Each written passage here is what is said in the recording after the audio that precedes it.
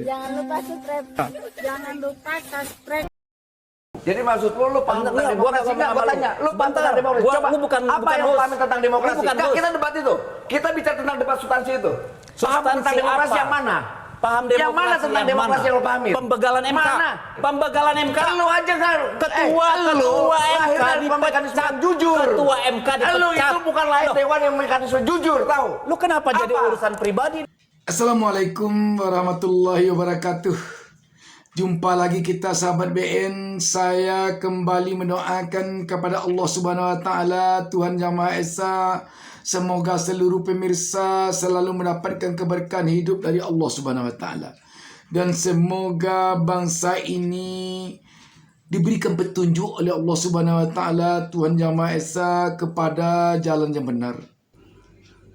Tayangan barusan adalah debat panas yang terjadi antara Deddy Sitorus dari kubu paslon Presiden Wakil Presiden Ganjar Mahfud dengan Immanuel Ebenezer dari kubu Joko Widodo atau dari paslon Presiden Wakil Presiden Prabowo Gibran dalam suatu acara panggung demokrasi yang disiarkan oleh Metro TV. Sahabat BN, gelombang reaksi rakyat yang terjadi akibat dari dugaan berbagai kecurangan yang terjadi pada pemilu 2024 ini benar-benar semakin hari semakin mengkhawatirkan. Yang kita khawatirkan terjadinya nanti gesekan-gesekan di tingkat rakyat bawah. Sebab kalau kita lihat tayangan ini, pada tataran elit saja sudah begini. Bayangkan jika nanti sampai gelombang ketidakpuasan rakyat ini tidak terbendung di tingkat bawah, di akar rumput. Karena itu, kalau Bapak Presiden mengatakan fenomena yang terjadi sekarang ini riak-riak kecil, soal biasa, dan merupakan residu politik pemilu, kita tentu berharap demikian. Tetapi kita tentu juga harus mengkhawatirkan jika sempat nanti hal-hal yang kita anggap kecil ini menjadi hal-hal yang tidak kita inginkan. Karena itu sahabat BN, memang seharusnya dugaan kecurangan pemilu ini diselesaikan secepatnya, sehingga tidak makin hari semakin tampak memanas. Dan panasnya itu selalu kelihatan oleh rakyat. Baik melalui demo-demo yang sekarang ini terjadi di DPR, di KPU, di berbagai daerah. Demikian juga dengan berbagai informasi yang mengemuka tentang dugaan-dugaan kecurangan ini. Mulai dari pra pencoblosan sampai pada pasca pencoblosan, pada penghitungan suara. Kita tentu sekarang masih dihantui oleh sirekap yang banyak sekali menimbulkan persoalan di tengah-tengah publik saat ini berkaitan dengan penghitungan suara pemilu hasil pencoblosan yang berlangsung Rabu tanggal 14 Februari baru lalu. Noel, tadi Presiden mengatakan demi bangsa saya akan cawe-cawe terlebih di masa transisi pemerintahan ini. Kenapa sih pentingnya Pak Jokowi cawe-cawe di pemerintahan yang nanti akan datang? Ya sangat penting. Pertimbangannya kenapa? Karena ada beberapa periode keduanya itu terkendala dengan COVID ya, 2 tahun pandemi global. Jadi beliau masih punya tanggung jawab moral dan politik. Tadi kan disampaikan beliau bahwa jangan sampai program-program beliau yang seharusnya sudah tercapai akhirnya terbajak oleh para calon-calon yang tidak paham apa yang sudah akan dilakukan Pak Jokowi ke depan. Emang Pak Jokowi nggak percaya kalau Pak Prabowo, yang punya kan sejauh ini Pak Prabowo yang unggul, nggak untuk percaya. melanjutkan program Pak Jokowi cuma ada di Pak Prabowo Gibran. Itu berkali-kali Pak Prabowo menyampaikan, saya akan melanjutkan dan menyempurnakan apa yang akan itu kan Pak Prabowo sudah bilang akan melanjutkan. Harusnya Pak Jokowi sudah nggak ragu lagi dong. Ya justru nggak ada yang diragukan. Apalagi nanti Pak Prabowo secara otoritas dia punya hak eksekutif. Iya, pertanyaannya yang nggak kenapa harus mungkin. cawe-cawe kalau sudah percaya? Nggak masalah dong. Problemnya di mana? Problemnya di mana saya tanya cawe-cawenya? Toh buat bangsa ini kok, bukan buat kepentingan dirinya, buat rakyat ini. Kecuali dia buat kepentingan dirinya, buat misalnya dia punya partai, buat partainya kan nggak juga. Dia punya orientasi. Ini presiden orientasinya adalah buat rakyat dan bangsa. Kemudian dia cawe-cawe, kemudian diterjemahkan oleh mereka yang resisten terhadap pernyataan itu, yaitu problem mereka. Karena biar gimana pun berbuat baik di bangsa ini juga pasti timbul penolakan.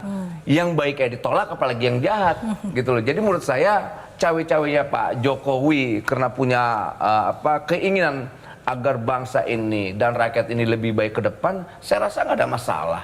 Terkecuali dia membangun sebuah kepentingan saudaranya, lingkungannya, baru kita akan melakukan perlawanan. Sampai detik ini kan tidak ada. Bahkan ada orang itu, hari ini mengorkestrasikan kecurangan-kecurangan. Ada tuh Bang. Boleh Bang Ferry, silakan. Enggak, Ada membangun ini anaknya. Ini kan apa? Keluarga-keluarganya dibangun. Lah, proses demokratik atau tidak? Sangat Enggak dong, tidak gini, demokratis. Kita fair juga. Sangat Jangan tidak kita membuat demokratis. narasi kemudian kita Mana ada orkestrasikan peradilan tentang dinasti yang itu disebut demokratis tanpa melalui kalau mekanisme pamannya demokrasi yang fair. memimpin Enggak, itu harus sidang, fair juga dong, Bang. Ferry. Gini, biar kita Gantian, paham Manuel. tentang apa makna demokrasi itu sendiri. Kita kan mengorkestrasikan persoalan politik dinasti, tapi rekonstruksi berpikir juga salah. Ya, saya mau kritik, Bang. Gitu. Kalau boleh, bahwa konstruksi demokrasi itu harusnya untuk siapa? Kan untuk rakyat, oleh Betul, rakyat. Ya. betul. Tidak salah Tetapi dalam hal sekarang itu. kalau kita lihat untuk anaknya semua. Peradilan konstitusional yang meloloskan anaknya dipimpin oleh pamannya, lalu yang menguji adalah adiknya, dan yang menjadi termohon adalah pemerintahan ayahnya. Ini semua kolusi nepotisme besar-besaran dalam tataran demokrasi. Tidak ada bicara rakyat, semua bicara keluarga Jokowi dan partai anak keluarga Jokowi. Sahabat BN, jika kita perhatikan debat kecil yang terjadi antara Immanuel Ebenezer dari kubunya Pak Jokowi atau Prabowo Gibran dengan pakar hukum tata negara Ferry Amsari ini, kita melihat memang seorang presiden kalau dia sudah mengakhiri masa jabatannya, ini kalau kita melihat kepada presiden-presiden sebelumnya di negara ini, demikian juga tentunya untuk presiden negara manapun di dunia. Apabila sudah berakhir masa jabatannya, memang tidak seharusnya lagi dia cawe-cawe terhadap kepemimpinan presiden berikutnya. Siapapun yang menjadi presiden. Kalaulah bisa dikatakan kontrak dengan rakyat, kontrak seorang presiden dengan rakyat itu hanya 5 tahun untuk Indonesia sesuai Undang-Undang Dasar. Setelah 5 tahun, kalau rakyat masih menginginkan, dia boleh lagi mencalonkan diri atau dicalonkan untuk perpanjang kontraknya 5 tahun lagi. Kalau dia terpilih nanti untuk 5 tahun kedua, dia boleh memperpanjang kontraknya 5 tahun lagi. Dan setelah itu tidak boleh lagi diperpanjang kontraknya walaupun rakyat menginginkan. Itu sesuai dengan Undang-Undang Dasar. Dan ketika telah berakhir kontraknya, tidak ada lagi keharusan dia untuk cawe-cawe, untuk turut campur pada kepemimpinan presiden berikutnya dengan alasan apapun. Oh, program dia yang belum selesai. Oh, rencana-rencana kerjanya untuk negara ini selaku seorang presiden, kepala negara yang belum tuntas. Tidak ada lagi. Itu tugas dan tanggung jawab serta kewenangan dari presiden kepala negara berikutnya. Rakyat nanti akan meminta pertanggungjawaban kepada presiden kepala negara berikutnya, bukan kepada mantan presiden. Jadi memang inilah bedanya dengan perusahaan. Kalau perusahaan memang 10 tahun, 15 tahun, 20 tahun, 30 tahun boleh saja diperpanjang dan boleh saja misinya berjalan selama hidupnya. Tetapi perusahaan pun kalau dia sudah berhenti, kalau presiden direkturnya sudah dipindahkan kepada generasi berikutnya, memang itu urusan generasi berikutnya lagi. Jadi kalau diibaratkan kepada sebuah perusahaan di negara ini, presiden kepala negara itu sama dengan presiden direkturnya sebuah perusahaan. Sedangkan yang sebagai owner atau pemilik perusahaan atau pemilik negara ini adalah rakyat. Jadi ownernya negara ini rakyat. Jadi presiden bisa berganti, namun rakyatlah yang akan tetap menjadi rakyat sebagai pemilik negara ini. Jadi bisa kita katakan bahwa visi misi presiden kepala negara itu tenggang waktunya hanya 5 tahun. Setelah itu akan berlaku visi misi presiden kepala negara yang baru lagi. Ketika seorang presiden ingin selalu melanjutkan visi misinya dengan alasan mungkin belum tercapai seluruhnya dan ingin berlanjut terus visi misinya itu sesuai dengan cita-citanya, disinilah terjadinya seorang pemimpin yang tidak mau turun tahta dari kepemimpinannya. Padahal untuk satu negara bukan harus demikian.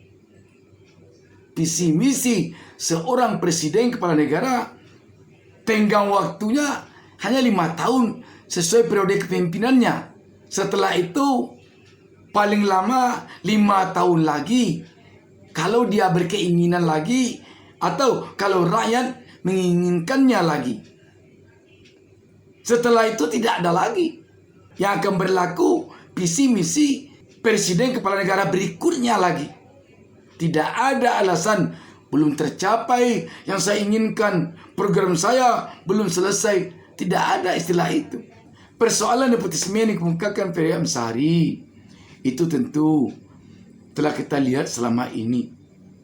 Tidak perlu lagi kita ulas apa yang disampaikan oleh Ferry Amsari itu pada kesempatan ini.